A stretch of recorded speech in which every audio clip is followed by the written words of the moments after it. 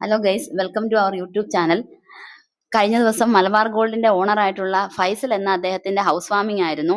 അതിനെ റിലേറ്റഡ് ആയിട്ടുള്ള ഒത്തിരി ഫോട്ടോസും വീഡിയോസും എല്ലാം നമ്മൾ സമൂഹ മാധ്യമങ്ങളിൽ കണ്ടുകൊണ്ടിരുന്നു.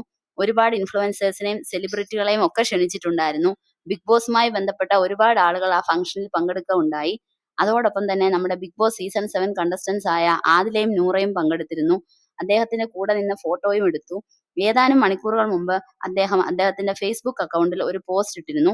ഇപ്പോൾ ആ പോസ്റ്റ് അവിടെ കാണുവാനില്ല. ആ പോസ്റ്റ് ഞാൻ ഒന്ന് വായിക്കാം. എന്റെ ഗൃഹപ്രവേശന ചടങ്ങുകളിൽ സമൂഹത്തിലെ വ്യത്യസ്ത മേഖലകളിൽ നിന്നുള്ള നിരവധി പ്രമുഖ വ്യക്തികൾ പങ്കെടുത്തു. ആഗോളതലത്തിൽ ബിസിനസ് രംഗത്ത് പ്രവർത്തിക്കുന്ന ഞങ്ങളെ സംബന്ധിച്ചിടത്തോളം എല്ലാത്തരം സൗഹൃദങ്ങളും കാത്തു സൂക്ഷിക്കേണ്ടതുണ്ട്. എന്നാൽ എന്റെ പരിപാടിയിൽ 2 പെൺകുട്ടികൾ പങ്കെടുത്തത് എനിക്ക് മുൻകൂട്ടി അറിവുണ്ടായിട്ടല്ല.